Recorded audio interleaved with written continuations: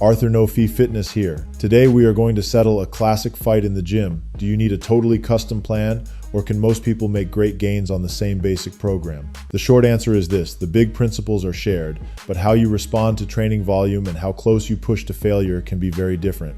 I will walk you through what the science and real-world coaching agree on in plain language, and then show you how to use it without turning your training into homework. Let's start with why people respond differently. Some studies have a clever design where the same person trains the right leg and the left leg with different plans. That removes the genetics problem, because both groups are literally on the same body. In one such study with older adults, one leg did a low amount of work, think roughly 2 working sets per week, while the other leg did about 4 times more. When researchers looked at who grew best on the low volume, they saw 2 camps. Some people had a solid increase in muscle with the low work. Others barely moved the needle. Here is the twist.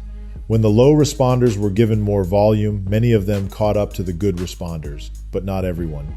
A noticeable slice of people still did not benefit from adding more, and sometimes even did worse because fatigue piled up. Another study used the same right leg versus left leg idea, but compared 1 set per session to 3 sets per session. They also measured a molecular signal of growth inside the muscle called ribosome biogenesis. Think of it as, is the muscle building more protein-making factories after training? It is a predictor, not a guarantee, but it is useful.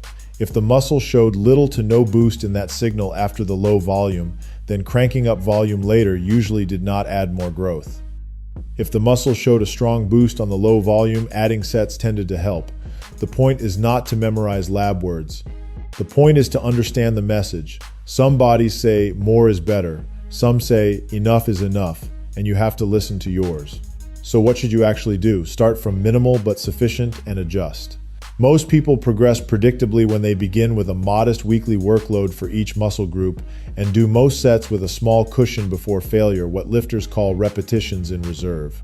2 to 3 honest repetitions in reserve is a great place to live for a while. If strength climbs, pumps are there, sleep and joints feel fine, and your motivation stays high, you can carefully add a little volume and see if results improve without beating you up.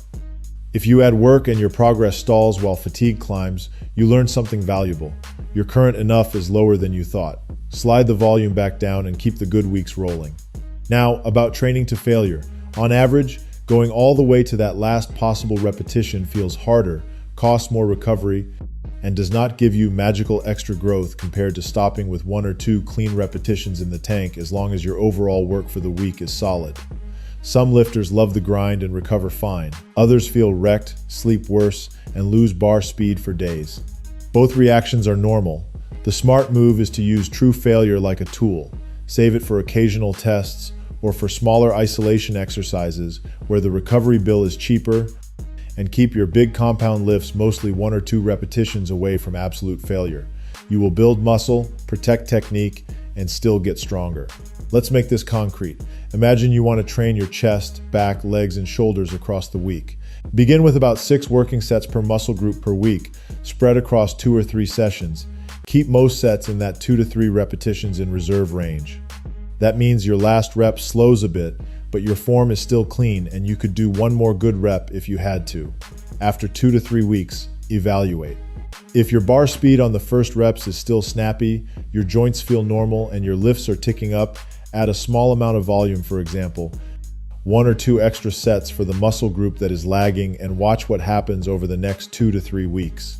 If performance and mood improve, keep that level. If your first reps start slow, your sleep and appetite get weird, and your motivation drops, cut back the extra sets and return to the sweet spot. Different lifts have different recovery taxes.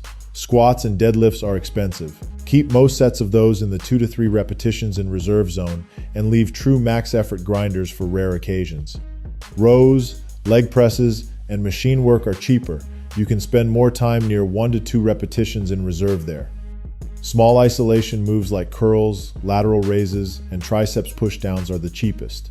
If you love pushing a set close to the edge, do it there, not on a heavy back squat at the end of a long day. You might be wondering how custom you need to get. Here is the honest answer.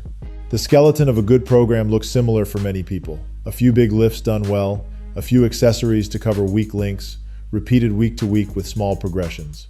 The customization is not a totally different species of training, it is the dials you turn, how many total sets, how close to failure, how often you repeat a lift, and when you back off for a lighter week. Those dials are where your individual response lives. Here is a simple way to turn those dials without overthinking.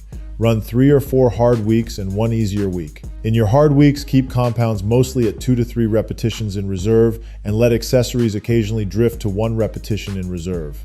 In your easier week, reduce total sets and stop every set earlier than usual. That easier week is not laziness, it is a scheduled reset that lets your nervous system and connective tissue recharge so the next block actually works. Let's talk about judging effort without gadgets. Use your eyes in your video. On the main lift of the day, film 1 top set. Compare the first repetition to the last. If the last repetition is only a little slower and still clean, you likely hit 2 or so repetitions in reserve. If the last repetition looks like a street fight, you went to failure. If the last repetition looks identical to the first and your breathing is casual, you probably stayed too fresh for a growth-focused set. Over a few weeks, you will get very good at calling it.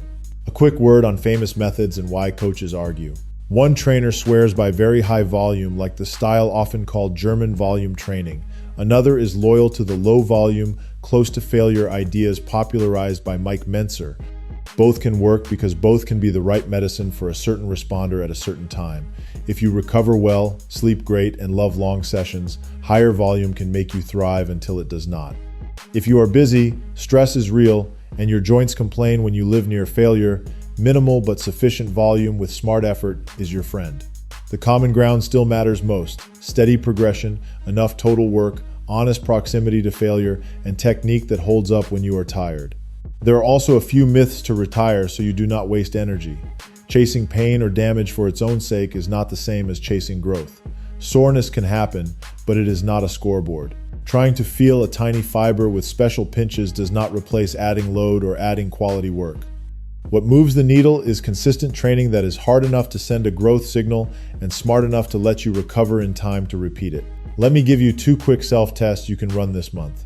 First, the volume step test. For 2 to 3 weeks, keep a log with about 6 weekly sets per muscle group, mostly at 2 to 3 repetitions in reserve. Track performance, mood, sleep, and joint feel. Next, add 1 or 2 sets per week for that muscle group and run another 2 to 3 weeks. If performance improves and you still feel human, that step is good for you. If performance flattens and fatigue signs go up, step back down.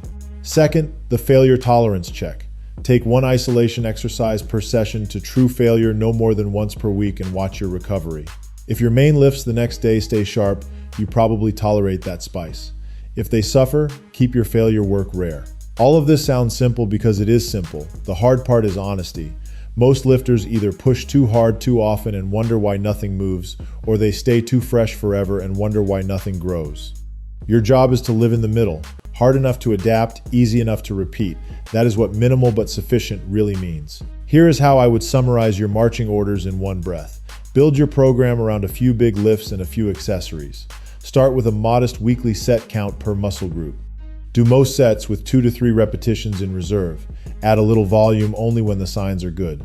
Save true failure for special cases. Run 3 or 4 focused weeks and then 1 easier week.